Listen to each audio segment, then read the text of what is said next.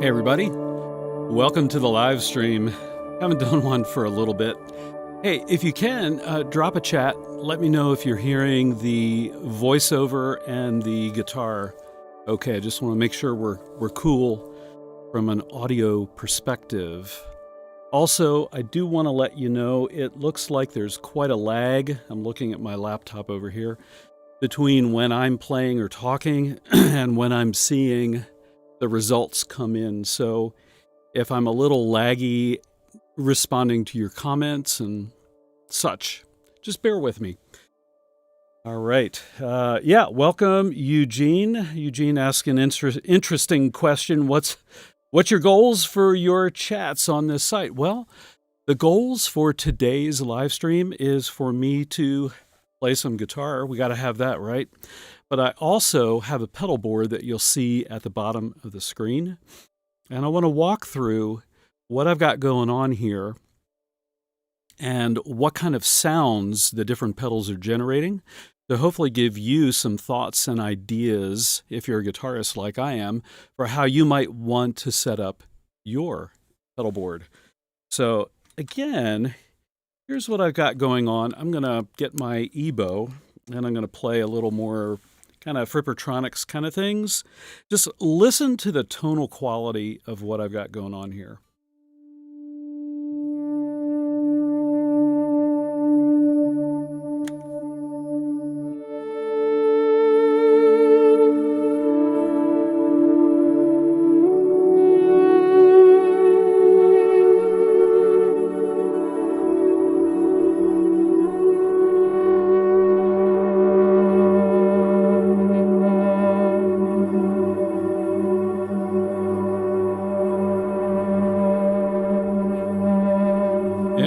There's kind of a lot going on there, isn't there?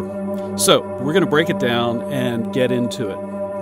And then also, whatever time you think of during the chat, let me know what you think about me streaming vertically as opposed to the usual horizontal stream.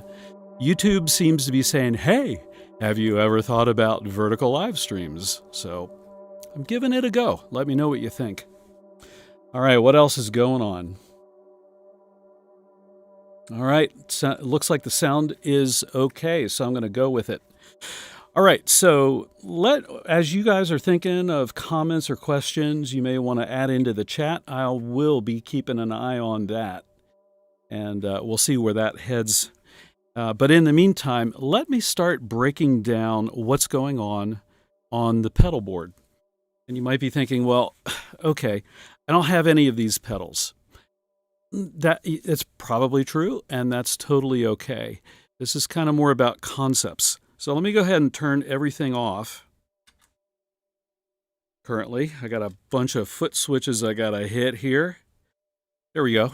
And here is my tone directly from my guitar into my computer audio interface.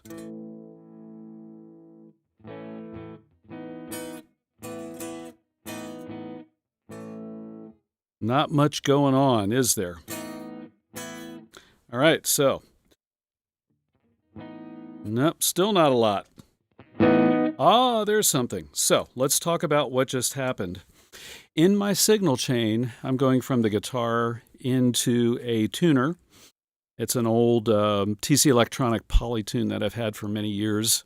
It works great. It is what it is, and it works really well.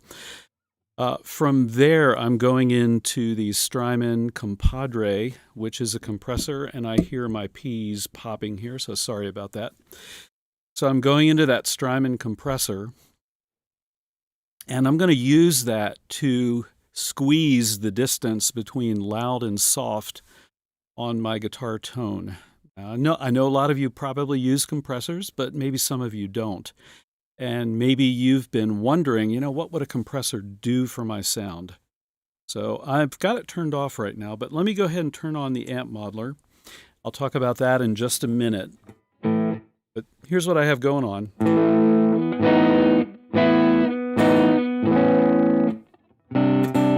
Kind of a slightly crunchy tone.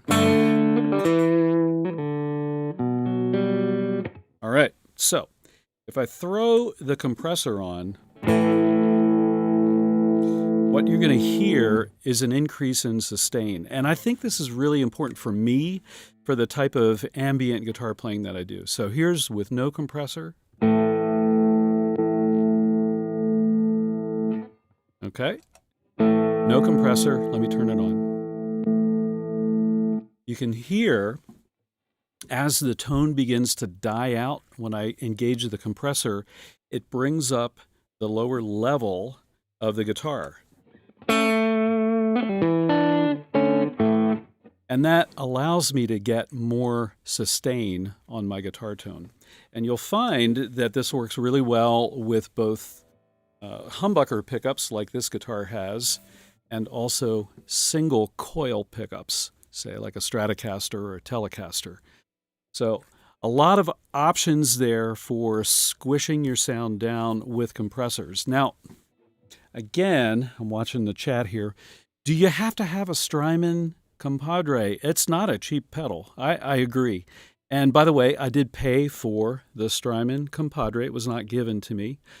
But there are many excellent compressors in a more budget-friendly price range. So I would encourage you to look for different types of compressors and from different brands. And chances are you'll find one that you like at the price range you would like it to be in. One thing that I would like to suggest, and I've suggested this several times on the channel, is that when you select a compressor, it's really nice to have one with a blend knob that allows you to blend in your uncompressed signal and your compressed signal. The Compadre does this, as well as the one of my other favorite compressors, the Wampler Ego. They both allow for blending, and so you can blend the sound in so you can still get that sharp attack that you might want to get from picking your guitar, but you can still benefit from the extended sustain of the compression. All right, let me grab a drink here.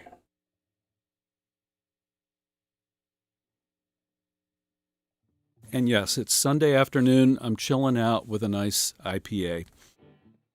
I will be drinking it very slowly. All right, so let's talk about the next box. And that's the kind of the beige caramel colored box. That is a Universal Audio Enigmatic. For those of you who have been following me, you may have noticed it on a couple of recent videos in place of kind of my classic or traditional Strymon Iridium amp modeler. I thought I would give this a go, and by the way, I did also buy this one at full retail, and I thought I would give it a go and see how I liked it. I've never used any of the Universal Audio modeling pedals. Let me check the questions here, comments. All right, let's see what's going on here. So let me tell you about that one in just a minute here. Let's see.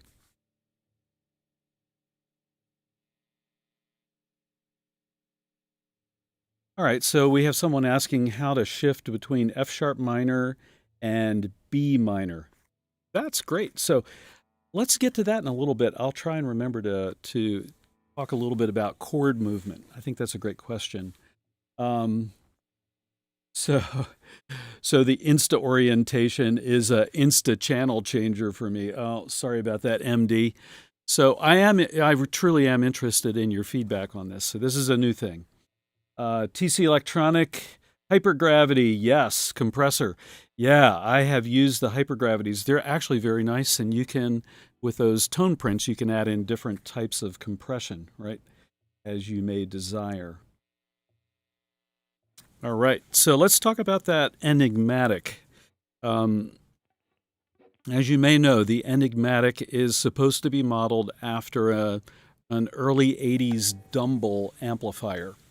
And I would like to say, as an old fart, I would love to say as an old fart that I had the opportunity to play a Dumble back in the day, but I never have. But what I will tell you is I used to own a probably about a 1964 Fender Bassman head with matching 2x12 cabinet. And I know that some of Dumble's circuits were based on the Bassman, if I remember correctly. If I'm wrong on that, let me know in the chat. But I'm pretty sure that at least some of the circuits were based on that old Fender Bassman circuit. I can tell you that it sounded really good. It was a really great sounding amp. The problem with it was, and I think this is also would be a problem for me with a real Dumble, is it was hideously loud. I used to have it down here in my basement, which is where my studio is, and literally it would rattle the dishes up in the kitchen, and I really couldn't use it unless no one else was home because it was so loud. Anything past about 1 just got rip-roaring loud. And I think, so I think that was one of the experiences that began to make me think, well, maybe I don't want a big amplifier. And I tried smaller amplifiers, and I eventually ended up on amp modeling about 20 years ago. About 20 years ago now. So Enigmatic I thought, man, that would be really cool if it indeed sounded like a Dumble or off in that direction. So I've been playing around with it. I don't want to monkey with the knobs on this live stream because they are very sensitive. And what I'm finding out with this pedal is the volume difference in settings is immense. I've not really cracked the nut yet on balancing out the different presets that I might want to create and things like that. But I am finding that I really do enjoy the tone of the amp. It's just a really nice kind of crunchy tone. You can hear a little bit of room sound in there. And if I roll back the volume control,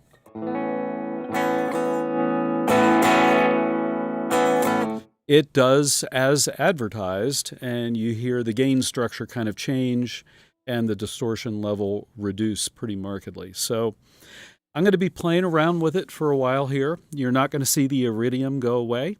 You'll see that on videos to come, but you're also going to see the enigmatic. And I don't feel like I need to choose between one or the other for everything, but I want to really work with it some more and see what I can get out of it. So, compadre, enigmatic. So we've got our first 3 are pretty straightforward. I kind of call it the front line or the front end: the tuner, the compressor, and the amp modeler. I might also sometimes have a distortion pedal in there in the mix. So that's kind of my front end. See how we're doing on the chat here. Oh, okay. So we got a question. What about the Boss 3 compressor? Yeah. The Boss compressors are excellent pedals. I think you can do a lot with those for sure. And I've got, let's see. Pokey Ward Guitar says, thanks for the Ebow video. Oh, you're welcome. That was a fun video to do. I don't know if Toki's guy or gal. Toki's probably referring to the Ebow workshop I did a couple years ago now, I think it was. So thank you very much. I appreciate that. All right. The next item in my effects chain after the amp modeler is a volume pedal.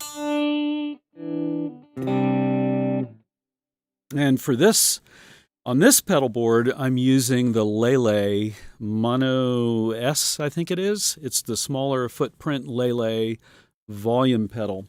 You may have seen a video that I did recently about gear breakages that were really frustrating me. And to be honest, this was one of them. It was a minor breakage on the pedal, but the tread came off. And I did buy the pedal, and they're not cheap. They're over, in the US, they're over $200 for the small pedal. And I was really kind of annoyed that what is otherwise, as far as I can tell, is a really high quality piece of gear. It had the tread come off the pedal. Man, that's hard to say. But, you know, little super glue, little Gorilla Glue, I think, fixed it right up, and it's working great. When we hit another video here in the near future, you're going to see me use it as a MIDI expression pedal, which is really cool. It's got a USB-C port, and you can plug it directly into your computer or device, and it can act as an expression pedal into software with no other conversion. It's direct from the pedal into the computer, which is really nice. All right, let's see what we got here. Okay, so I have a question. Yeah, I'm going to have to pull this. Yeah, I'll leave it where it is. Question is, how do I do a live stream in stereo? Okay, so there are many YouTube videos about how to live stream. Real briefly, I've got this microphone and my pedal board plugged into my computer audio interface. And so I set up the sound there in stereo, right? So I've got right and left channel from my pedal board, panned right and left. From there, I'm running my that configuration into my streaming software, which is called OBS.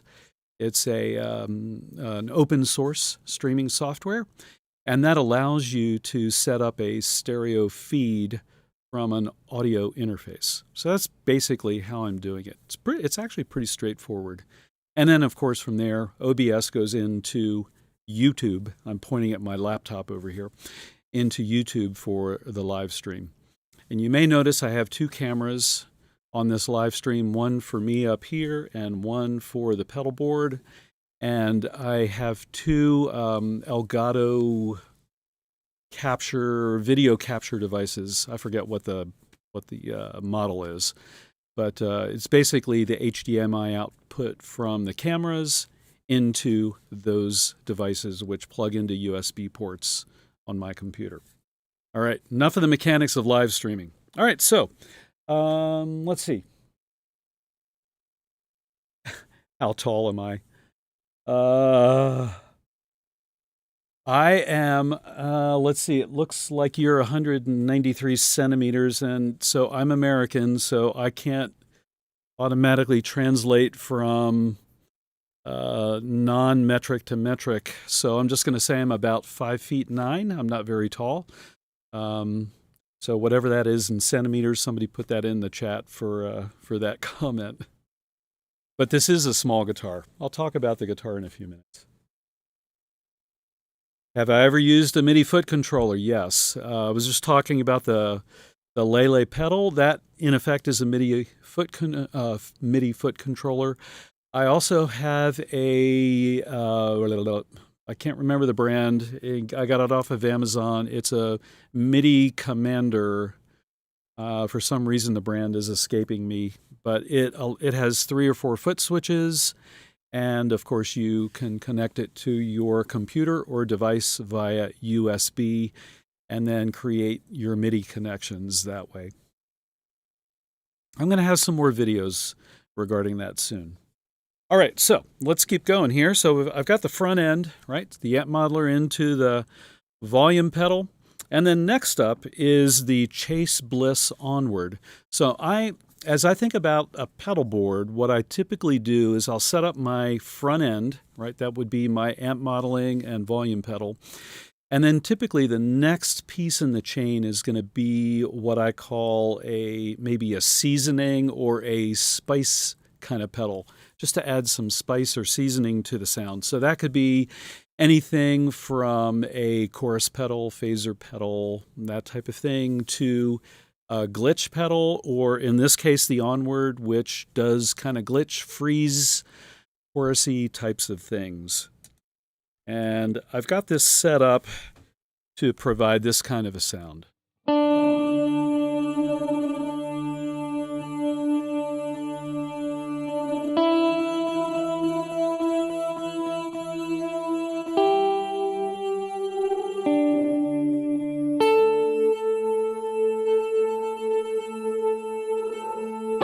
There we go.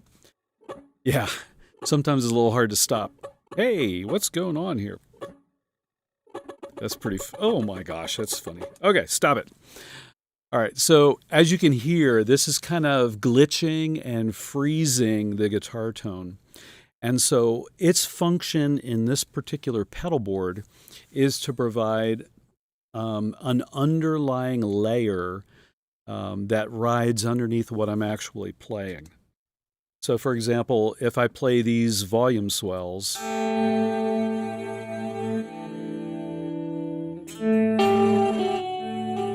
and even if I'm not playing volume swells,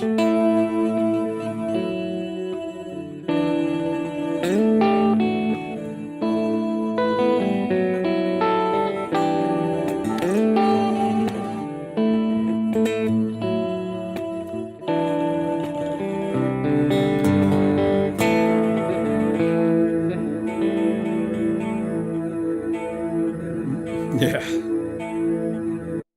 So you can hear how it really is. It's filling in that sonic space underneath my guitar tone. Now, it doesn't have to be the Onward, right? You can, if you're going for a particular sound, I would suggest thinking about what kind of texture you're looking for in your guitar tone. And again, you know, this channel's all about ambient guitar playing. This live stream, I've got an ambient guitar pedal board set up, if you will. So I'm thinking along those lines. If you're playing other genre of music, rock, blues, jazz, you may be thinking very differently about the texture that you're going for on the guitar. So it's going to require different types of pedals and different types of sounds. All right, let me grab another drink here. My voice is a little scratchy. All right, so let's see. What do we got? Before I move on, I'll address a couple of comments. Somebody called my height 5'9", yeah. So can I tell you a real secret? I was 5'9". Now I'm 5'8.5". Old fart happened. It's crazy. That half-inch was a total blow to my ego. Not that I was ever, you know, like tall or anything like that. But anyhow, it makes me laugh. So I'm still calling it 5'9". What insights can you share to someone thinking about making the transition to a baritone guitar? That is a great question. So this is a standard tune guitar. I'm just standard E to E tuning. But I do play a lot of baritone guitars on this channel. If you're thinking about adding a baritone to your guitar stable, or maybe even transitioning from a standard guitar to a baritone, a couple of things that I would think about are these. One is the gauge of strings. Typically, a baritone is going to have thicker strings, so that's going to affect tension. It's going to affect the feel, and just kind of the way you're interacting with the baritone. It's going to take a little bit of getting used to. Secondly, you have to remember that when you're playing a down-tuned instrument, chord shapes are not going to be the same. So that's right? That's an E major, but if I played that on my baritone guitars, that would be either a B major or an A major, depending on if I tune down a fourth or a perfect fifth. So thinking about chord shapes and transposing them to other keys is going to be something you're going to have to deal with. It's not insurmountable, but it takes a little bit of time just to get used to it. And then I could go on and on and on, but let me give you just one other item to think about, and that is chord voicings. On a baritone, what might sound good on a standard guitar, say like an A major, but if you play an E major in baritone, you could potentially be playing the same shape, but it's going to be down a perfect fourth or even a perfect fifth if it's a D major, if you're down tuned to an A. And it can get quite muddy with these standard chord shapes. So you'll want to be thinking about maybe playing different chord inversions higher up on the neck, where you have more room between the intervals of the strings to keep things clear. Oh, and one other thing I'll say about baritone. If you're going to be playing baritone in a band, think about your part versus the bass players, the bassist's part, because they can begin to overlap each other in terms of the pitches, and things can get really, really muddy really quickly. So you'll want to think about the actual arrangement between the instruments. Hopefully that answers your questions. Those are some things I always try to keep in mind when I'm playing baritone. All right, somebody said I switched to short scale guitar a couple of years ago. They're so comfortable. So by short scale, so this is a 25.5-inch scale. This is the same as a Stratocaster. Are you referring to like a 24-inch scale like a Fender Mustang, or the 24 and 3/4 inch like a Les Paul? Certainly the smaller, the shorter they get, potentially the more comfortable they get. But you can run into some issues with string tension that you may need to pay attention to. All right. What do I think about metal effect? I bought guitar and amp. I'm new. Well, I guess it depends on what metal effect you're talking about. I'm guessing maybe you're thinking of effects that are going to create a high gain distorted tone. I think many of them sound great. Some of the newer amp modelers that are focused at metal tones, to my ear, sound really good, but I have to be honest, I don't play metal. So I don't typically go for metal tones, and I don't play with metal guitar playing techniques. So it's just not my vibe. There's some amazing metal players out there, obviously. So, but it's just not something that I personally do a lot with. So I'm probably not I'm certainly not the authority to propound on the best gear for playing metal. But there's a lot of great effects and amp modelers that are focused on metal music out there, as are their guitars for that matter too. All right, somebody said the Chase Bliss Clean is also super fun. So I did see the Clean, and I've been thinking about that. The Onward is my first Chase Bliss pedal, and I've enjoyed my first exposure to Chase Bliss. So I did see when the Clean shipped, and I thought, ooh, that looks kind of interesting. So yeah, that might show up at some point for sure. Okay. What kind of beverage? Yeah, Sam. I'm not surprised you asked that question. It is an IPA. I'm not going to tell you the brand because it doesn't really matter, I don't think. I like IPAs, so that's what that is. All right. Yes, it's beer. When doing the ambient guitar stuff, what would be a good outline for the bass and drums to do? Sparse, less is more stuff? That's a great question, and I think it depends on you and your bandmates and what you're going for. If you're creating some huge, dense ambient guitar sound, it's probably going to be more advantageous for the bass and the drums to be working with that and playing in the spaces, right? And the spaces there's not going to be a lot of spaces. And then maybe later in the arrangement, you back off on the texture, and then it provides more sonic space for bass and drums. So you guys got to play around with that in the band context and really see what works. I would recommend, even if you're not set up for like studio recording, I would recommend at the very least setting up an iPhone or Android phone or something like that in the room, recording some of the bits and pieces that you're doing when you're rehearsing, and then listen back with an eye towards that texture and see if you can still hear everything that's going on. All right. So I'm gonna watch the comments here, but I'm gonna just pause the comments for a minute and let's talk about the next pedal in the chain. So we've got the amp modeling into the volume pedal into the Onward, and next I'm heading into the TC Electronic Flashback triple delay. I've had this delay pedal for many years, probably 10 years now.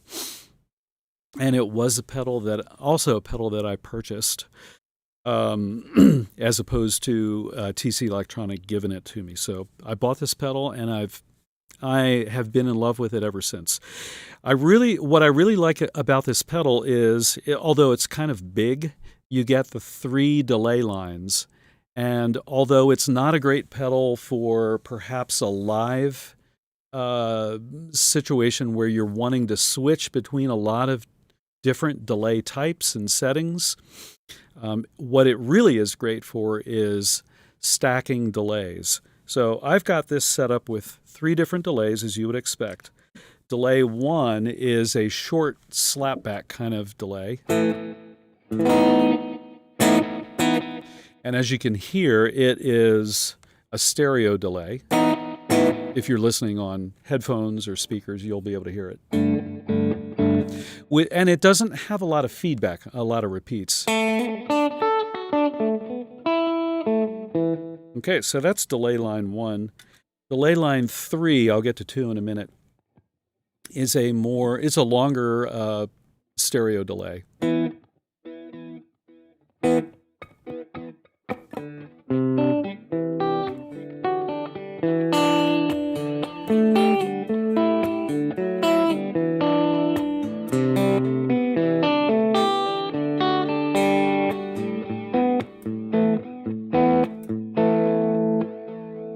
Right, so as you can hear, it's got the dotted eighth thing going, but it's kind of riding under the guitar.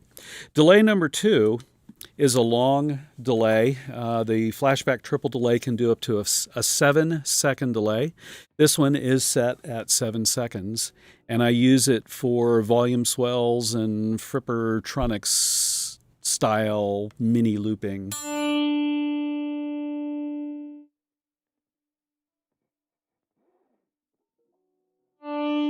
It's pretty long, isn't it?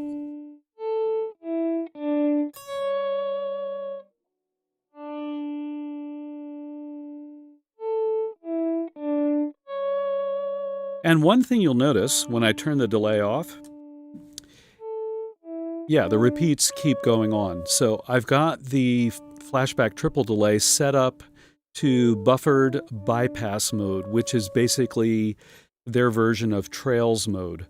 So when I play a delay and turn it off, the repeats just decay naturally as opposed to a hard cutoff. And I'll show you why I've got it set up that way in a couple minutes when I get back to demoing how I'm using the board. So lastly, I will mention that I've got these 3 delay lines set up in series. In other words, delay 1 feeds into delay 2, which feeds into delay 3. So when I play then, I get this.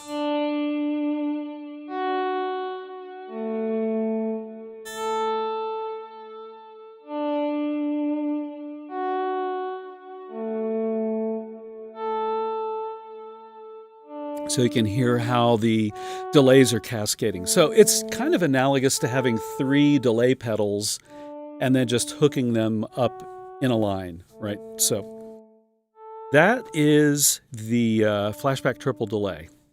And originally I was going to stop there for this live stream, but I decided to add one more pedal that I will talk about here in a moment. Let's see, what do we have here? Oh, I'm 173 centimeters tall. Cool. Okay. Probably maybe 170 centimeters. Don't tell anybody, please. All right. I could always use a capo on a baritone. Absolutely. I use capos all the time on baritones and standard guitars. I bought some ambient pedals, but I hardly ever plug in. I'm still learning songs and keys and tunings. Alan, I agree with where you're headed on that because it sounds like what you're focused on are some of the basics of playing, which is excellent. The more you can focus on the fundamentals of playing guitar, the better off you're going to be when you do plug in the ambient guitar pedals, right? Because you're going to have a solid foundation for playing the instrument and how you're going to leverage the instrument into the ambient guitar pedals, the delays, choruses, reverbs, etc. So I think that's a really wise idea. I like that a lot.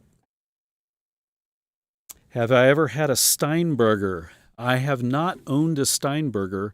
However, I have played several Steinbergers back in the day and always enjoyed the headless format of the Steinbergers. I missed my opportunity to get a trans scale probably about 25 years ago whenever they were being made. And that was a 27-inch Steinberger with a rolling capo. So you could turn it into a standard guitar, but you also had the additional scale length. So unfortunately, I missed that boat. I should have bought one back in the day. I didn't have budget for it then, so I didn't buy it. And I'm sorry that I didn't really try harder to figure out how to get one.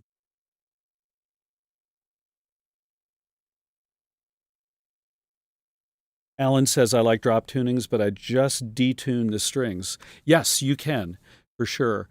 Depends on how far you detune, right? So, Alan, I'm pretty sure you've probably tried detuning like a lot, and the strings get super floppy. So what I like to do, if I know I'm going to have a guitar and kind of dedicate it for down tuning, I like to go out and find one of those online string tension calculators, and I calculate the string tension for the strings that I normally like to use at standard tuning. Like these are 10 to 46, your standard light gauge. So I figure out what those tensions are, and then I'll figure out what my drop tuning is going to be. And if something is way, way too floppy, I'll let it figure out like what gauge string should that be to achieve a similar tension so the string doesn't get too floppy, if that makes sense. So it's worked out well for me, and I've been able to kind of figure out what gauges I like for which kinds of tunings. All right. So less thinking and more drinking. Okay. I will have another sip. Okay, and then finally, on this pedal board, I've got the Specular Tempest reverb delay. This pedal, I want to let you know, this pedal was given to me by the manufacturer, and it was a number of years ago. I don't remember how long ago, maybe 5, 6 years ago. It's been a long time. And to be honest, I don't use it that often. It's not because I don't like the pedal. It's just because. And as I was looking for, the pedals that I wanted to put into this board, I saw it there and I thought, man, I haven't used that for a while. So what I have going on with the Specular Tempest is a reverb. If you're familiar with the pedal, you probably know that it can do reverbs and delays together.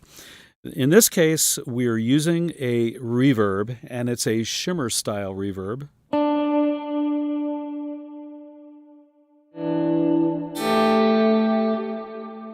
And I turned the shimmer down. Let me turn it up for a minute. There we go. Oh, that's pre-delay. Oh, maybe I did switch. I did. I switched from another reverb to this one. The shimmer just was too much with the Onward. I forgot about that. So,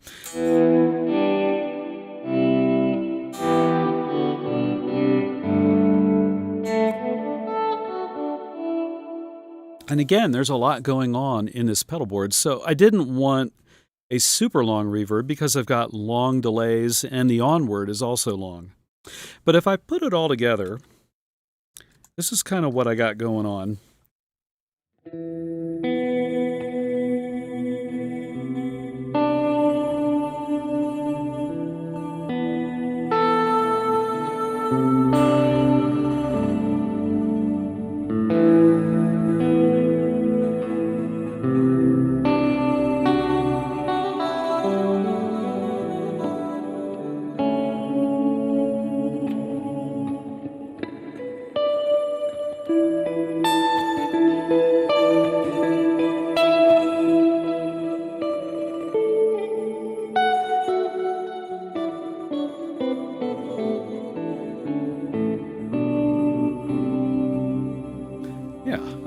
like that sound a lot. All right, Mr. Onward. There we go. Sometimes it just keeps going. I like that. I like this setup a lot. As you'll notice, there's a total, not counting the tuner, there's a total of 6 pedals on the board. And this is a pretty big pedal board, so there's a lot of open space. So you might be thinking, well, why didn't you put more pedals on the board? Well, for me, the way I like to think about this, since I'm not a performing live musician at this point in my life, I'm not saying I won't ever perform live, but at this point, I'm here in the studio all the time. What I like to do is, as I'm thinking about pedal boards, whether it's a literal pedal board like this, or if it's a virtual pedal board like a multi-effects unit like a Line 6 or Fractal or whatever it might be, I like to set up a configuration and just work with it for a while so I can really kind of dig into it to understand what kind of sounds I can get out of, just a single configuration. So that's why I just have the 6 pedals, and that's why I'm not going to twist knobs today, because I just want to kind of walk through what kind of things you can do with a single configuration of an ambient guitar style pedal board. Okay, so that's what I want to do now, is just show you a few things. Okay, question though before I do. Flapper says, hey, have you ever tried coated strings like elixirs? Why, yes, I have. I love elixirs. So this guitar currently has D'Addarios on it, but and they're getting they've got a little age on them. So when I swap these strings, I'll be going with the standard Elixir electric guitar strings. I also really, really enjoy the Elixir Phosphor Bronze acoustic guitar strings. Part of the reason why I like elixirs is they last a long time, and they reduce finger squeak on the strings. And I still like the tone. The tone works for me. I realize some people don't necessarily like the tone, but it really works well for me. Okay. Oh, and then I did want to talk about the guitar. So this has been on a couple of recent videos. I did mention it on a performance video. I didn't talk about it, but I put some text information about it. If you're familiar with Kiesel, this is a Kiesel. The model is a Lehle. I did not pay for this guitar. Kiesel, one of the artist relation people, super nice guy named Chris, reached out to me and asked me about building a guitar for me. And so I was like, oh, what's the catch?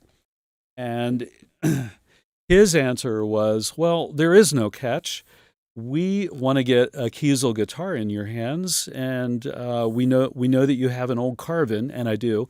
I have an old Carvin Alan Holdsworth model. And he said, we want to get a newer Kiesel in your hands to see how you like it. And if you do, we just love to see you playing a Kiesel guitar. So I said, okay. And the process, so it was kind of cool. Well, I used the Kiesel Guitar Builder to spec this out, and it took about 4 months before the guitar came to me. So if you decide to order a Kiesel, be prepared for a wait. It definitely takes a little bit. So what's going on with this? It is a solid body, but it's a small guitar. Somebody mentioned it looks tiny. It is, although it is a standard 25.5-inch scale. The neck is a 3-piece neck. We got maple and walnut going on. The fingerboard is ebony, so pretty standard stuff there. You might see that on I don't know. You even see it on Stratocasters sometimes, right? Ebony. The body is flame maple top, and it's an alder back. And then the pickups are Kiesel pickups. They are the Alan Holdsworth signature pickups, and I've always liked those. I do have them on my Carvin, which is about going on 25 years old now. And the thing I like about the Kiesel Holdsworth pickups is their low output, and they have a really snappy tone to them. To me, they are humbuckers, but to me, the way they feel when you play them is somewhere between a humbucker and a single coil pickup, which is why I wanted those again. And they work really well on this guitar. It's a standard arrangement. There is a coil split on the tone knob. So that's what this is. It's basically Les Paulish configuration with a coil split. And it sounds and it plays great. So really nice. If you're thinking about Kiesel and you have any questions, feel free to, shoot me a comment, or you can always get to my email address off of my website, chordsoforion.com. I'd be happy to, chat about it. Also, I think in the description of this live stream, I've got a link to the build, the Kiesel guitar builder. So if you click on that link, you'll go exactly to this build so you can see the specifications. So is that a sponsor? Is that a sponsored spot? I'll let you decide. But as I mentioned, they did send me this guitar. I did not pay for it. But they are super nice guys, or at least the guy I'm working with, super nice. I've really enjoyed interacting with him. All right. So anyhow, what else do we have here before I start playing? Do I have difficulty changing strings? Not too bad. So there's Allen screws up here, and it takes regular ball end strings. So you just string them up, pull them kind of tight, tighten down the Allen screw here, and that holds the string in, and then you can just simply tune it. So it actually works out pretty well. I have an Ibanez headless guitar that works. I'm looking at it over there. That works very similarly. It's not a big deal. And it's nice that they do not require specific strings like some of the Steinbergers do. Okay.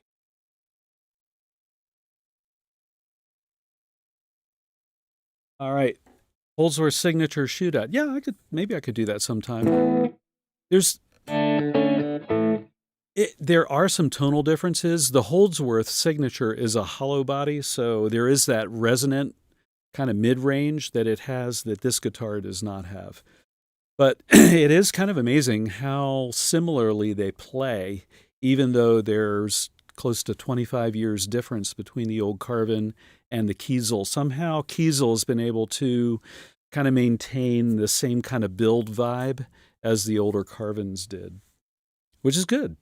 It's a good thing. Somebody's recommending do not order a new Holdsworth headless until they upgrade the tremolo. I can't speak to that, so if you've got experience with that, I think it's worth paying attention. I can say that the non-tremolo bridge is good. It's very smooth and it tunes well for me so far. Yeah, Kiesel, I'm seeing a couple of folks who are not in the U.S. saying Kiesels get super expensive, and I'm sure they do, with customs and international shipping and exchange rates and things like that. So it is unfortunate, right? So there's so much good gear out there from so many makers all over the world, and sometimes we as musicians really kind of get stuck, right, because of international things, right? Taxes, exchange currency rates, all that good stuff. And it's unfortunate that we sometimes as musicians get caught in the middle. All right, so let me get going here with a couple of sounds. So I'm going to go ahead and engage the Onward, the reverb, the Specular Tempest, and the dotted eighth delay on the flashback triple delay. So what I'm going to do is just play some notes, and then what you're going to see me do is kick in the middle delay in the on the flashback triple delay to bring in the Frippertronics style looping. So let me see how this goes. Oh, and I'm going to be doing volume swells.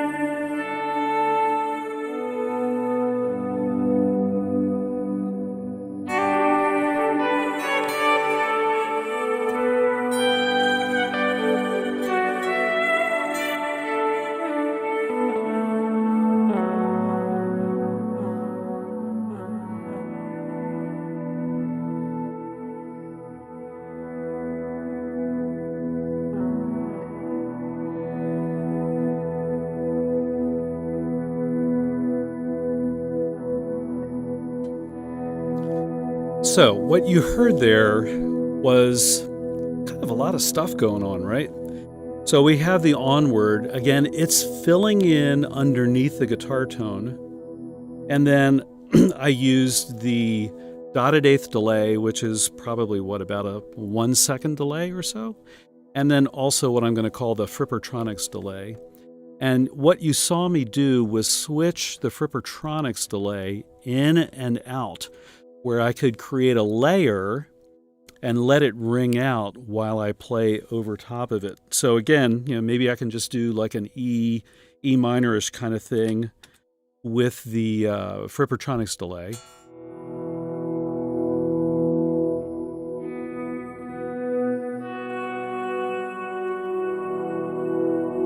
Now I can turn it off and I can solo over it.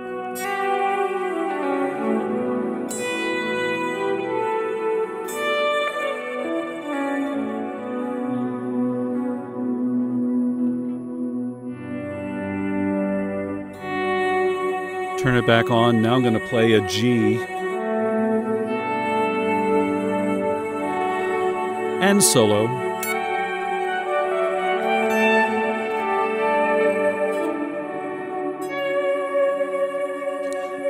Now let's head over to that classic C.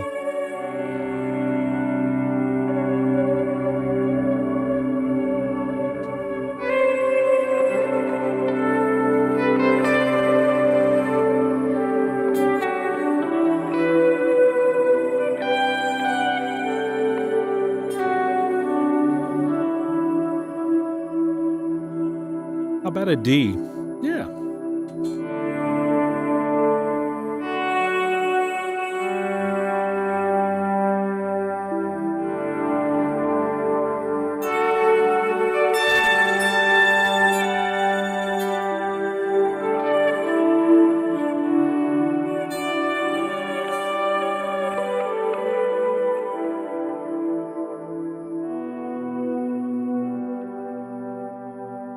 There's a lot you can do just by turning delays on and off with this particular setup.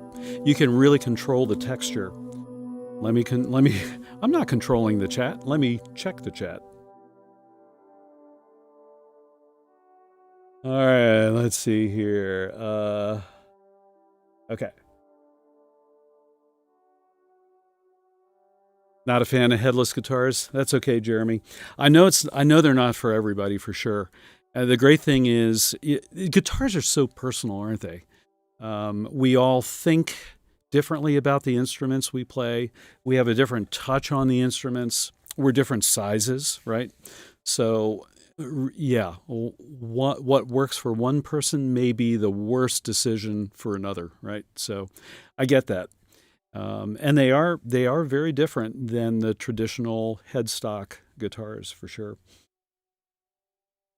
I'm doing volume swells. What a surprise. I know. I'm pretty predictable. Okay, here we go. There we go. 2 chords, no volume swells. Good. Okay, still some chat about Holdsworth and whatnot, the guitars. That's cool. Would I consider the Devin Townsend Kiesel headless? Why, yes, I would. Yeah, it does look interesting. It's a short scale length, isn't it? Is it 20? I think it's 24 3/4, isn't it? It looks really interesting. The that massive pickup is kind of, yeah, I don't know what to make about that. I'd love to try it though to see, what kind of tones I could get out of it. For sure.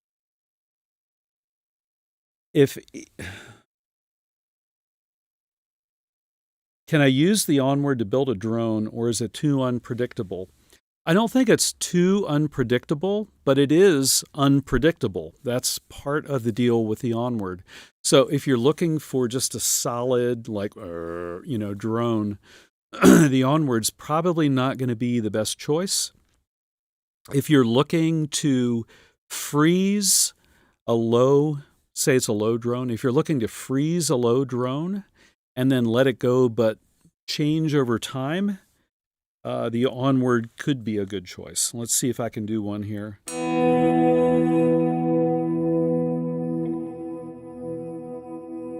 So the Onward has a freeze button and a glitch button. It switches, right? So I turned the freeze on, played that E and B there, and then I held down the freeze button to essentially freeze or create the drone. So just listen to that for a second.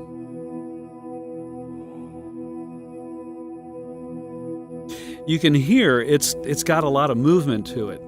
And if we were just going to listen to this for 10 minutes, and don't worry, we're not going to do that.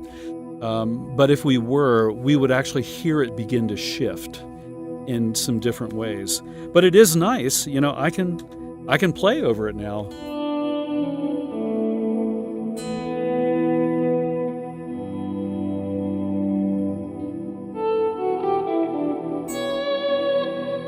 All right.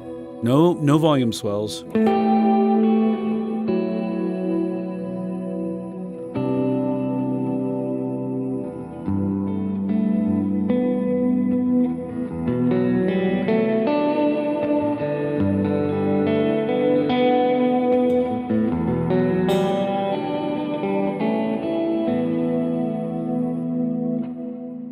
Yeah, that was a great question, Adam. Thanks for bringing that up.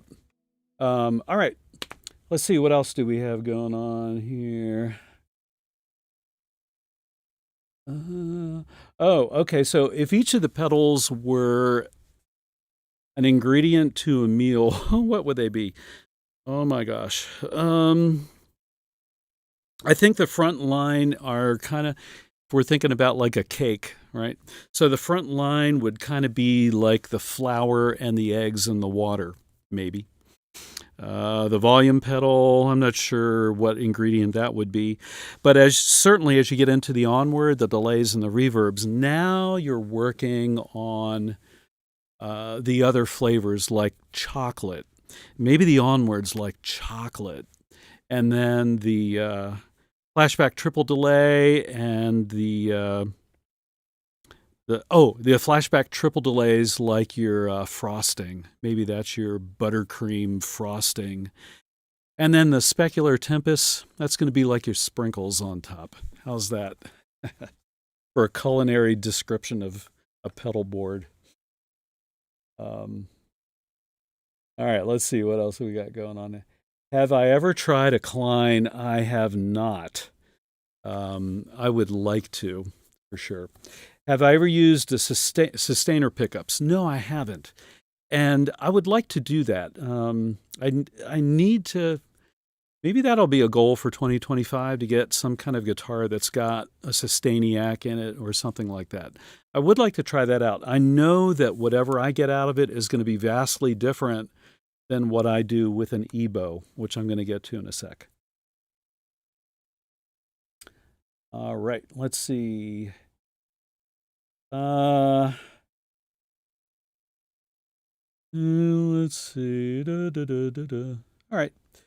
Do you stream regularly or have a stream scheduled? I do not at this point in my life. As I had posted a video a little while ago saying that my life is going to change markedly in the summer of 2025. I'm going to be in a position where I'm going to leave my day job. At that point, some of you know that I'm an IT consultant, and I'll be in a position where I can leave that job. And one of my main goals is to spend more time creating music and focusing on this YouTube channel and some of my other artistic endeavors. So it could very well be that I will have time to begin to schedule regular live streams at that point. At this point, it's got to be kind of catch as catch can, as they say. All right, so let's move on to some other textures that can be had with this seemingly simple setup. Instead of a pick, so I've been picking. We can use an Ebow. Many of you know that I'm an Ebow fanatic, but with an Ebow. So I'm going to turn on the freeze and the glitch. They were both set to hold there. And I'm going to turn on, yep. Okay. So let's start this kind of in the same way that I started the regular volume swells, where I've got the shorter delay and the reverb on. I'm going to play a little bit, then you'll hear me bring in the longer Frippertronics style delay. And then we'll go from there and see how this goes. Okay, this is what I want to play.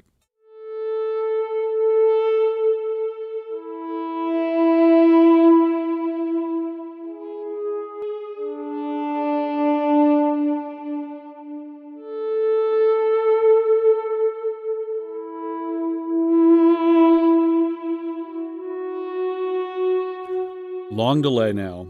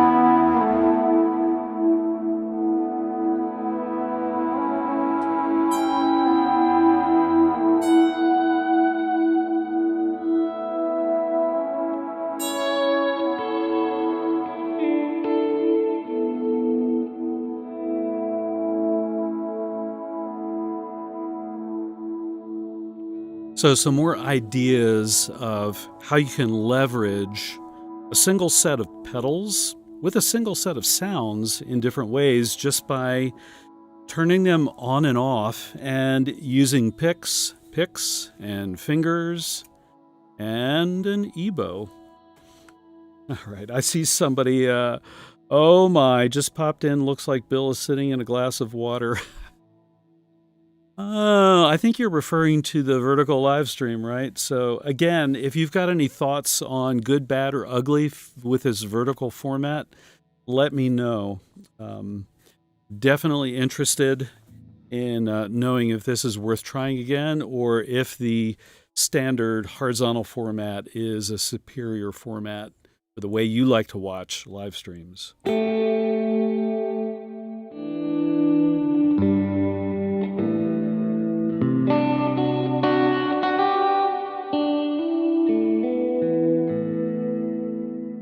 Have I tried the new black Boss delay pedal.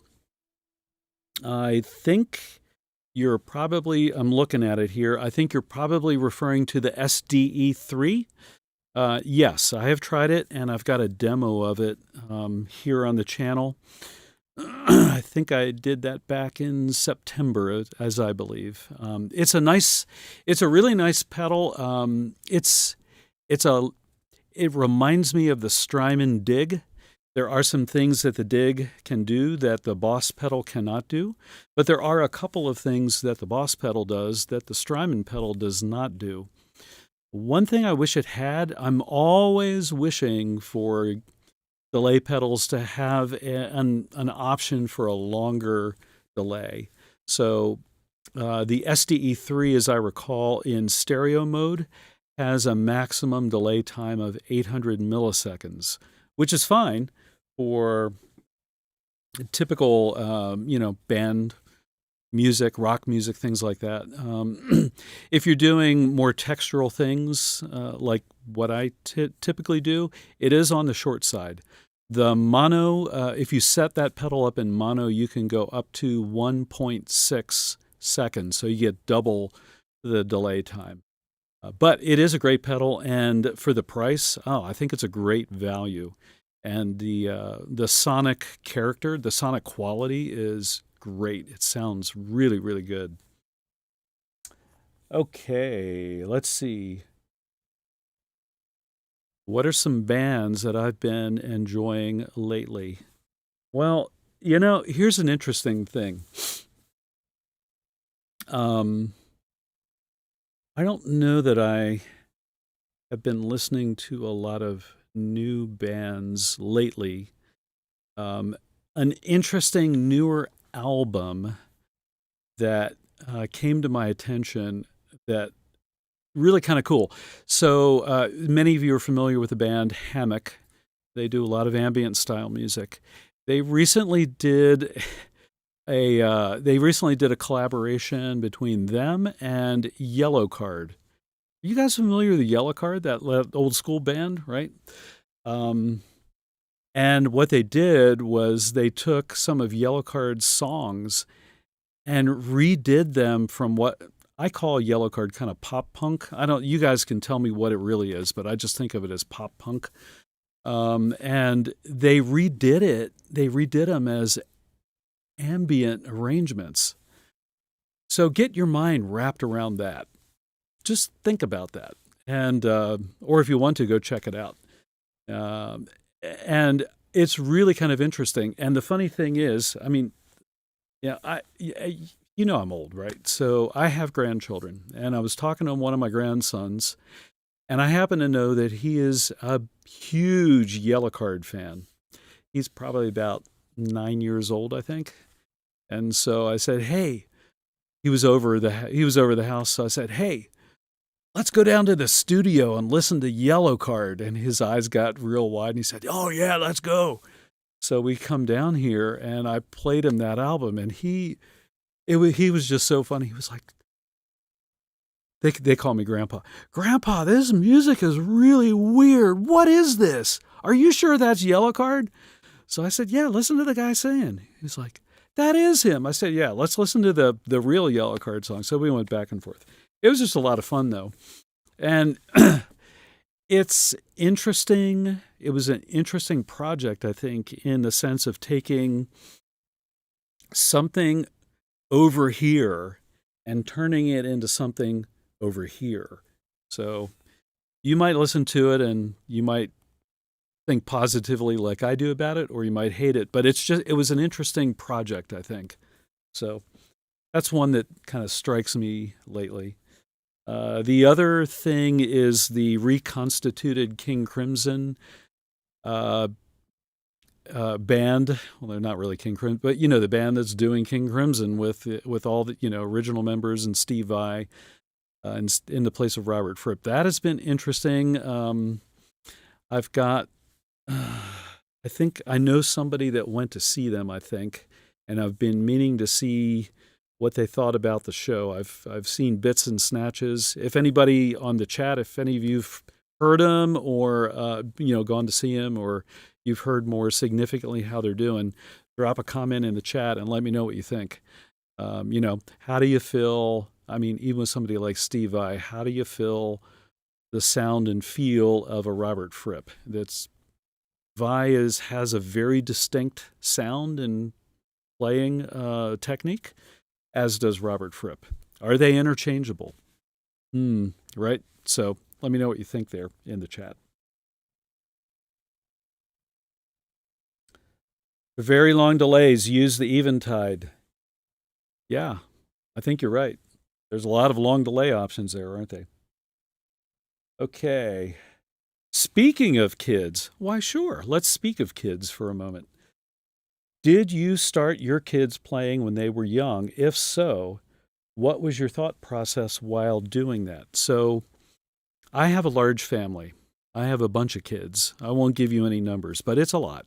And enough that my wife and I were able to see a real spectrum of interest as they were growing up.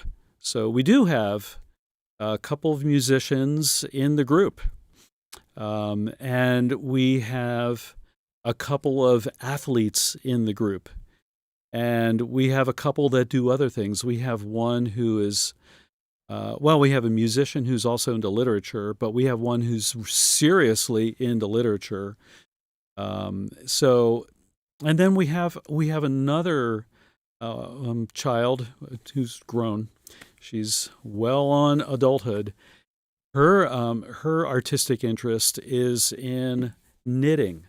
And if you don't think knitting is an art form, you got to watch my daughter and look at the things that she produces. It's incredible. So I guess I don't know that we tried to do anything other than see what they were interested in. We did, have them try different things to see what clicked. And then once we found something that clicked with them, we kind of went with that. But I am thankful that we have a couple of musicians in the family. So, there's a few people that I can kind of talk to and get a little deeper on the music side of things. So that's fun. It's cool. Enough of the kids. Unless you want to talk more about them. I do like kids. Can I just say, on the topic of kids are awesome. Don't let anybody tell you that kids are a burden. Remember, we were all kids. Did we want to be burdens, or did we want to be, loved and cared for? I vote for the latter. And so I don't view kids as a burden. I think they're really important. And man, if we want to see ambient guitar music continuing to progress beyond our years, we need kids to do that, don't we? Right? Right. Exactly. All right. I'm losing track of my chat. All right. I'm losing my mouse here. Sorry, guys. Oh, there we go. Okay. Steve I did a great job. Did he now? Oh, cool. So, yeah, Brian, that's good to know. I definitely want to check him out more and see what the results are. Flapper says, I love Vai. Steve Vai, he's not a guitar player that I listen to for long periods of time, just because stylistically he's a little bit different than the kind of music I just enjoy chilling out to.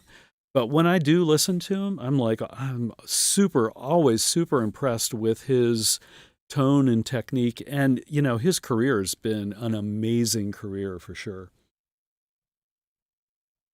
How does the DD200 sound? Does the DD200 sound like that new Boss pedal? There is a dual delay option on the DD200. And so I think in some ways you can achieve similar results, but then have the flexibility to move to other delay types that the SDE3 can't do. But if you're looking for a dedicated dual delay pedal that can do like the U2 kind of thing, dotted eighth delays, that's a great option for sure. But the DD200 is a great delay also. So it's like, this is great. This is great. Wow. Which great do I pick, right? My mate at work has 10 kids. Your mate is a brave man, for sure. I actually prefer kids to most adults.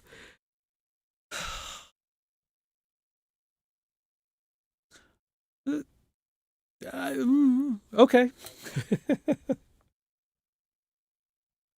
Don't knock knitting, people. My dear mom, God rest her, used to knit our scarves. Yes, your dear mom was probably an awesome woman. All right, Roland JC 120 came out in 75. I had no idea. Oh, I guess that was going on before. Yeah. I actually remember when that JC 120 came out. I was in high school at that point, and it was probably within a year or two I met somebody that had one, and it was kind of amazing, um, for sure. Oh, and then we got the Boss CE1. Yes. The Boss CE1, I remember, I believe it was Genesis was one of the bigger bands that really began to use the CE1 when it first came out. So for those of you who aren't familiar, that was very, very early version of a pedal-based chorus effect. It's pretty iconic, to be honest. I had a CE3, I believe. CE3? CE3. I also had one of the original Boss BF2s, the flangers. The great thing about that pedal, if you do ever see one, is that you can twist the knobs and get a chorus effect, even though it technically is a flanger. It will do chorus effects, and so I used that a lot. I had a very small pedal board, and I had limited budget, right? So that one pedal fulfilled both my flanger and chorus needs, which was really great. All right, so let me go ahead and play just a little bit more. I'm going to go ahead and turn on all three delays. And the slapback at this point with all these layers is going to be pretty subtle, but you may be able to hear it in the mix. Let's see here. Yeah, you can hear it just a little bit. All right, so here we go.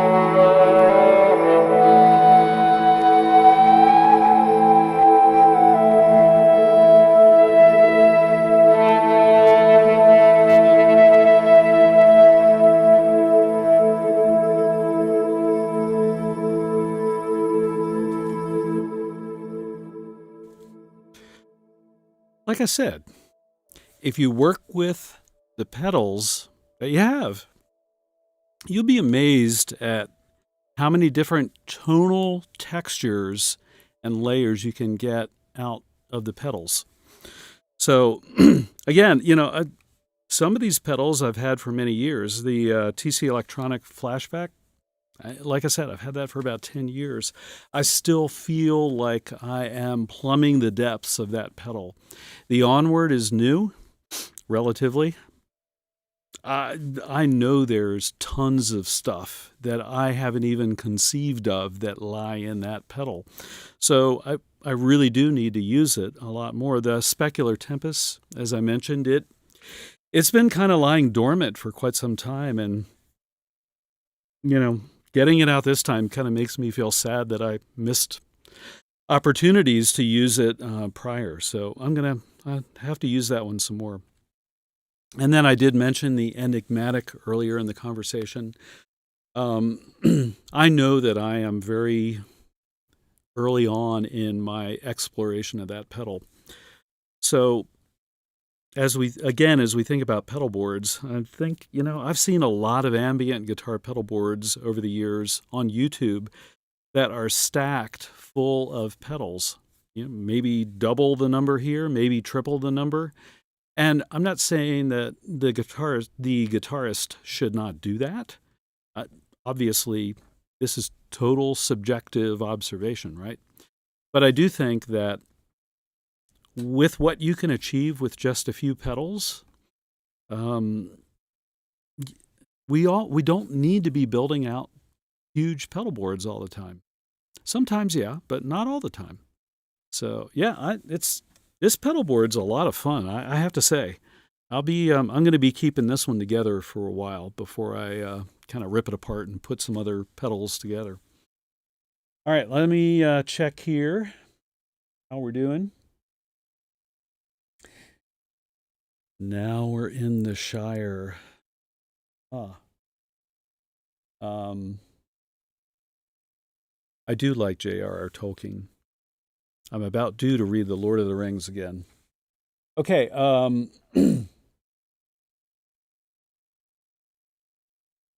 let's see. Recommendation from Sam on a band. Endless Dive. In particular, the album Fall Time. All right, Sam, I'm going to check it out. You say it's a great post-rock album. So, yeah, I'll check it out and see what I think. My beer is getting warm. You're right. Fortunately. Yep, still works. Great. I'm speaking to you. Do you have an inner gear obsession? Can we talk? I do too. Hi, I'm Bill, and I'm a gear addict. Yeah. Gear is a lot of fun, but do we control the gear, or does the gear control us? Raise your hand if the gear controls you. I'm a little bit of both, right? But I think, as artists, if we can figure out how to control our gear, that's the way we want to go, right? We want to be the ones wielding the tools. So, yeah, absolutely. Thanks for the compliment on playing. I appreciate it. Thought of using the Electro-Harmonix String 9. So, that I have looked at that pedal before. I have the Electro-Harmonix Mel 9, which is the Mellotron version of that. And I like that pedal a lot with a few caveats. I don't know how the String 9 would compare, but the Electro-Harmonix Mel 9 does not sound good through, in my opinion, it does not sound good through a guitar amplifier. It sounds much better if you run it direct into a full range speaker system. So, for example, if you're playing out live, I think it sounds better if you run it directly into the PA, or if you're recording, record it direct. The second thing is the and I would suspect the string 9 is going to be similar. It's very sensitive to where you place it in the signal chain. Before, after the compressor, before, after distortion, whatever, wherever you're going to place it, be prepared to experiment with its position to find what sounds the best. And then secondly, I can't speak for the string 9, but the Mel 9 is, it's a little difficult to play. It does not always react quickly to your guitar playing. In the manual for the Mel 9, Electro-Harmonix says that it was designed to play like a real mellotron. And maybe most of you have not seen a real mellotron. Back in the early 80s, I think it was early 80s, for about a 6-month period, I had a real mellotron in my basement, in the room where our band practiced. And so I got to play the mellotron quite a bit, and it's hard and clunky, and you can't play very fast because there's so much mechanical movement going on within the instrument. So playing the Mel 9 pedal is kind of like that. So I can get my head wrapped around it, but if you've never played a real mellotron, you might think that it's like, hey, this isn't working correctly. Again, I don't know what the string 9 is like, but that's what the Mel 9 is like. So it's good. It's a cool pedal, though, for sure.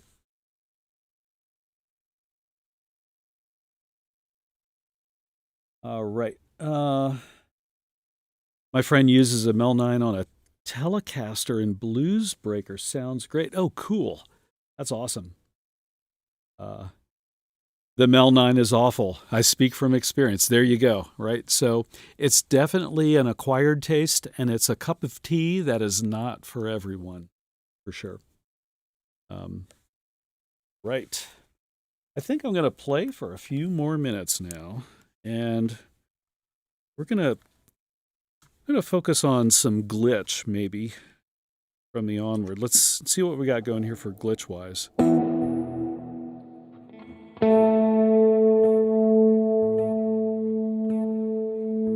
Do you hear that? You hear that.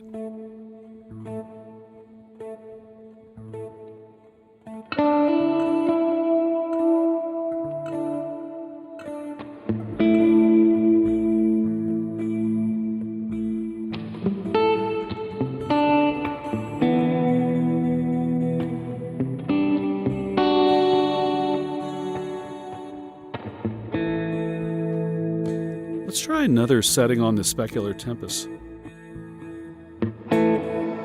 Oh, there's the shimmer.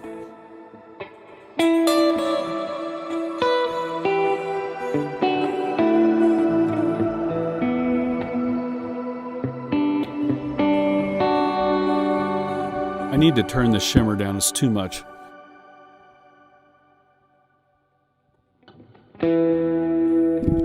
That's better.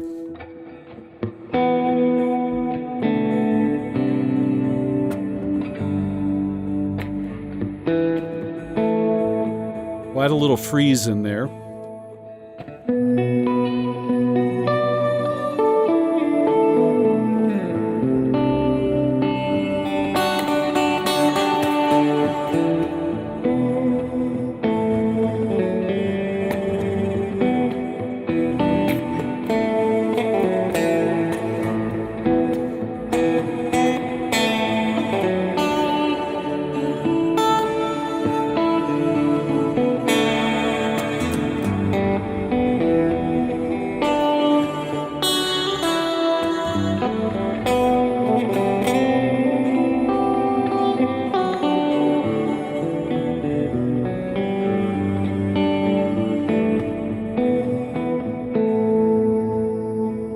I just thought, I don't know if this person's still on the chat. There was a question.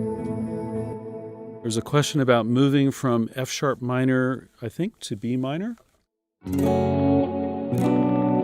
right, so that's kind of the easiest way to do it, right? So we're just using a bar chord. you're still in the chat, that's it. But let's take that example and expand it a little bit in terms of what we have going on here. So I'm going to do volume swells. I'm not going to use the long Frippertronics delay, but I'll use the other ones. And let's consider F sharp minor to B minor. So you could think of that as, okay, so we can kind of think of it like that. I've got the Onward on, so let's kind of do a B minor. I'm going to play in this position, okay?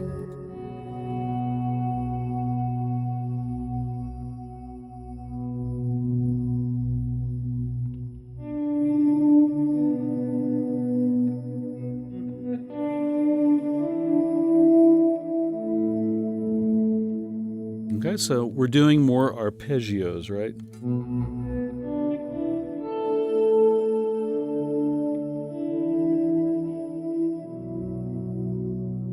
Now let's move down to that F sharp.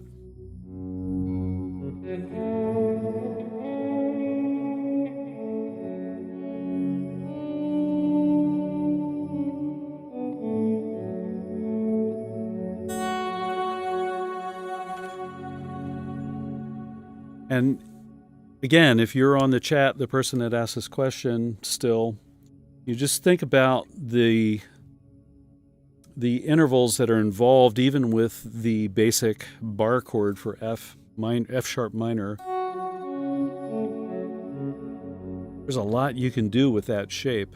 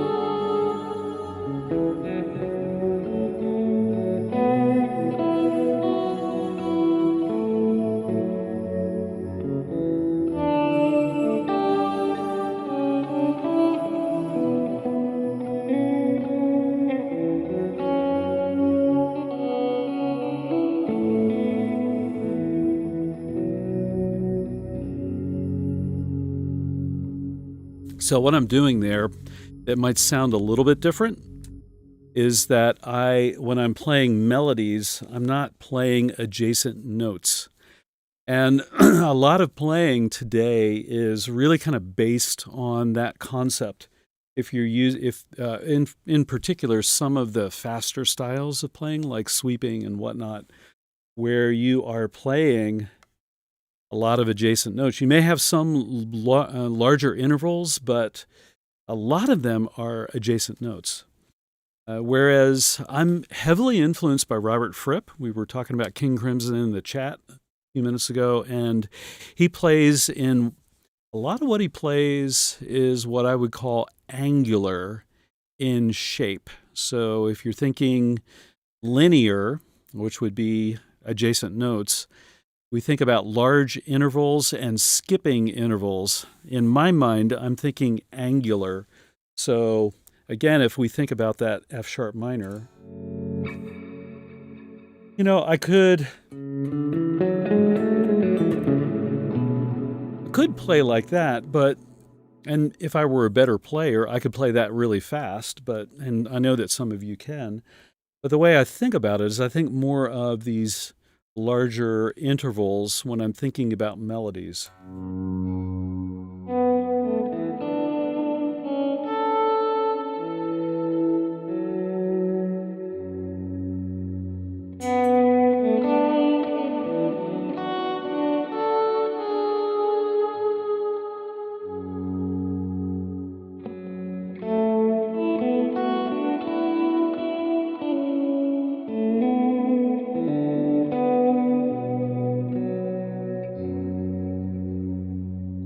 If we move up to the B minor, I'm still going to be thinking in these broader interval strokes. Now,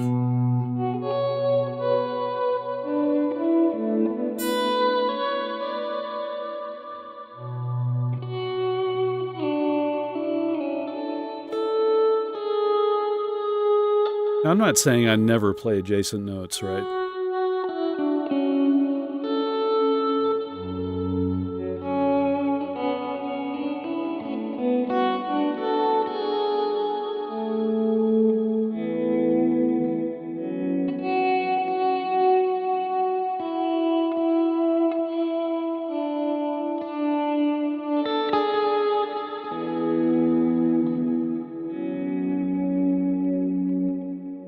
It's kind of an interesting way of playing.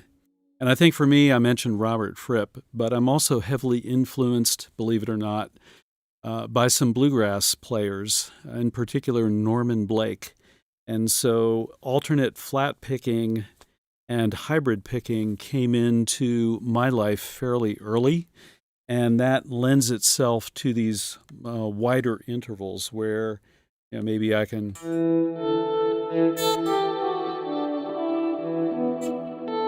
I can use multiple fingers to achieve some of those intervals.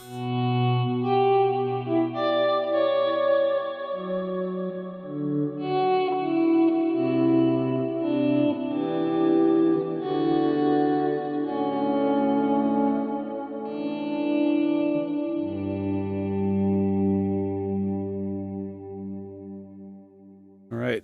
Let's see, chat. So I see Ron says, I find it difficult to control my Joyo Infinite Sustainer. I guess just practice. Well, I would agree. So my first Ebow, I bought my first Ebow probably in 1979 or so, maybe. It was a long, long, long time ago. And and by the way, I hear...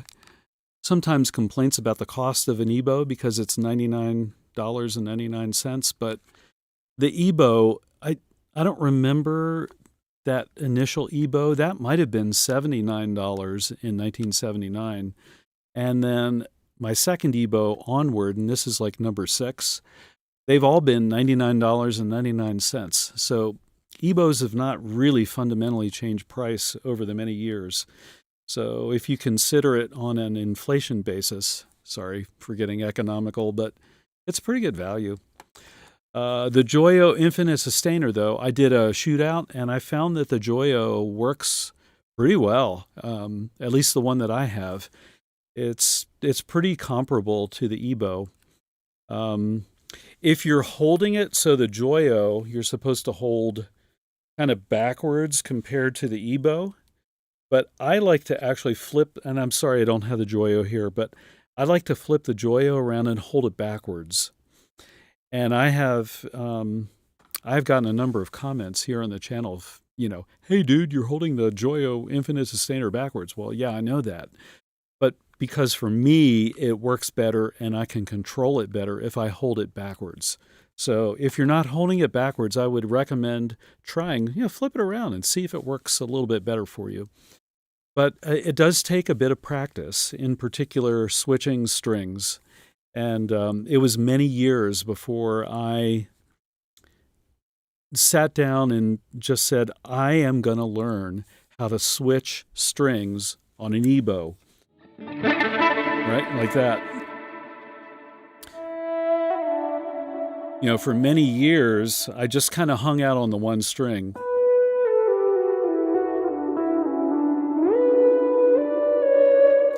Which is, it sounds great. And to be honest, though, that's what I see most people doing. It's typically on the B string or the G string. But if you can learn how to switch strings, man.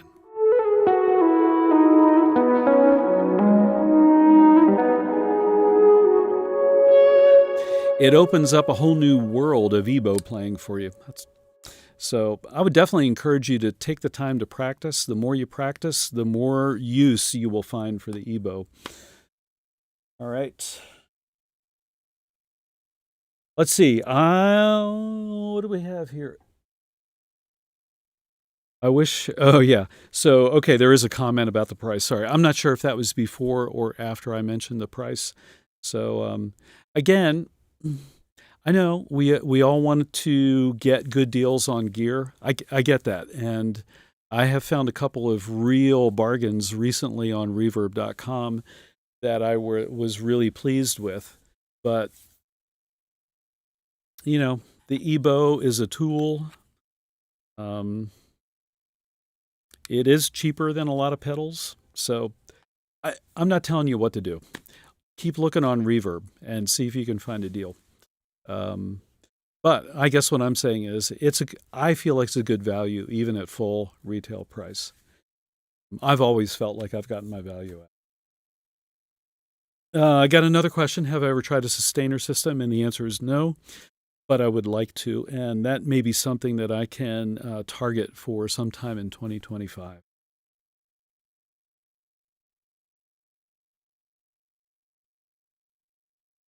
All right, let's see. Oh, man. Bill T. Thompson's Realm is talking about fancy chords, suspended, augmented sevenths and ninths chords, modal scales, maybe. What's your suggestion? David Grissom and Jerry Garcia are influenced. Those are great influences, by the way. So I, I think whatever is of interest to you is all good.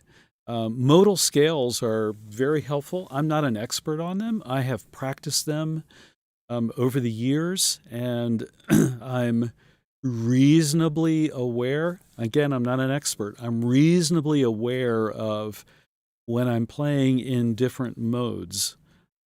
So I do think that understanding modes can really open up a lot of interesting ideas, both harmonically, even chordally, but certainly melodically for sure. So that might be my suggestion if that's what you were looking for. Boss GX 100. I don't know. I've never tried one. I have a GT 1000, and yeah, and that's the only like big multi-effects Boss I have. So I don't really know. I do know that Boss has a very distinctive sound, and I think for a lot of people, you either like it or maybe you don't like it so much. Um, but that's like any pedal brand, right? They all have their own kind of vibe and sounds. So if you're into Boss, I don't think Boss makes any poor quality equipment. Everything I've ever played that was made by Boss was a high quality piece of gear for sure. All right. Any plans to collaborate with other artists in 2025? I have no current plans, but I would definitely be open to it. I did. Somebody had left me a comment a few weeks ago about a collaboration I did with Perry Frank a number of years ago, and I pulled those up. I hadn't listened. Yeah, we did it. We did a piece together, and then split the video in half, and half of it's on my channel, and half of it is on Francesco's channel. And I I listened to them. Man, I really like that. Maybe I need to call him up. Um, so maybe he'll see this and shoot me a message or whatever. But yeah, I'd be open to some more collaboration. But it's got to be something that can fit into the schedule. I'm not in a position where I can do any large scale collaborations at this point. But it definitely of interest though.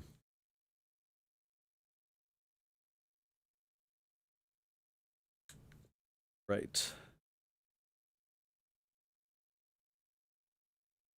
All right. I think I got through everything.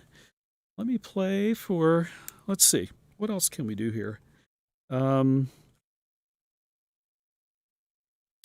let me, I'm going to do some wacky things with the Onward here. I'm going to try not to bump this mic, and then I'll play for a couple more minutes here.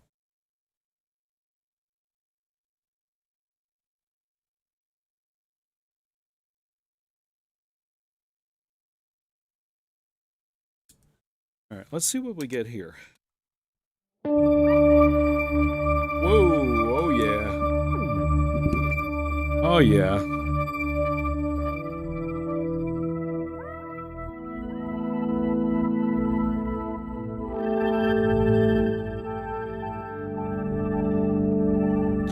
All right.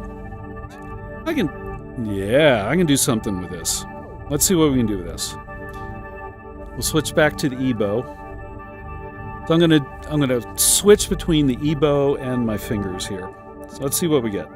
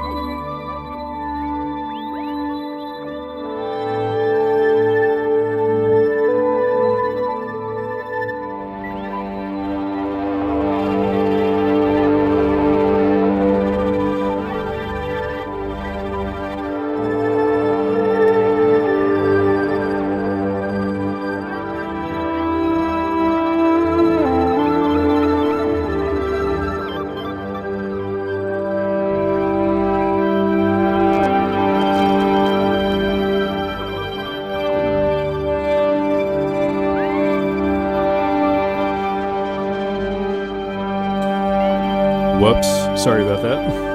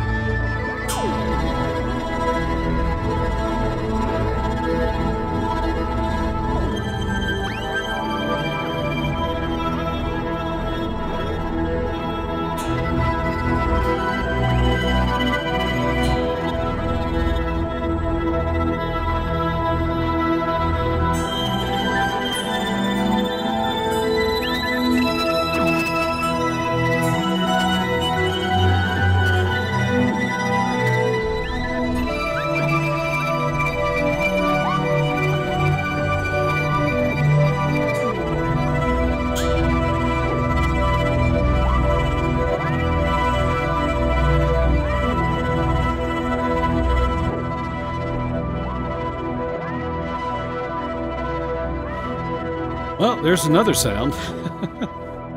The Onward is a good spice machine, as I called it earlier. There's a lot of different things you can do with it. And as I mentioned, I think I'm still kind of plumbing the depths of that particular pedal. I got to try out Old Blood pedals. Yeah, I'd be open to it. I've thought about buying a couple, but as far as I know, just about all of them are mono. And I really like having pedals that give me a stereo option because I record, right? So I really do like stereo. Anyhow. All right. I think it's about time to start to button this thing up. I'm going to switch back to more standard sound, at least for me. I'm going to leave the Onward off and just play a little bit of snatches from one of my pieces called Sleep, Sleep, Beauty, Bright.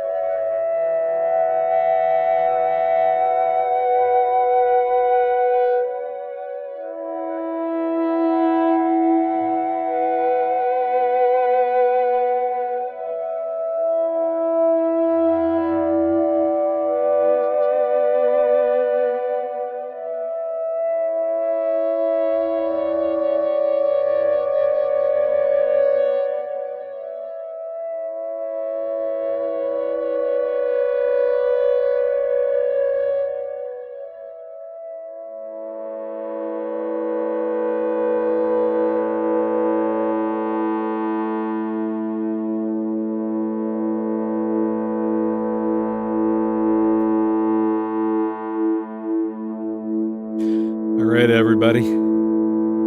Thanks so much for hanging out with me for the last, couple of hours. I really appreciate it. I hope you'll come back when I post some more videos here. Should be coming up soon. Also, let me put in just a quick plug. If you are buying from Sweetwater and you're interested in helping out the channel here, I did include an affiliate link to Sweetwater.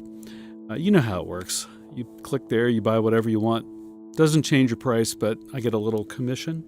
And it is a great way to help support what I'm doing here on the channel. So I will talk to all of you. Here we go. And I'll see all of you on the next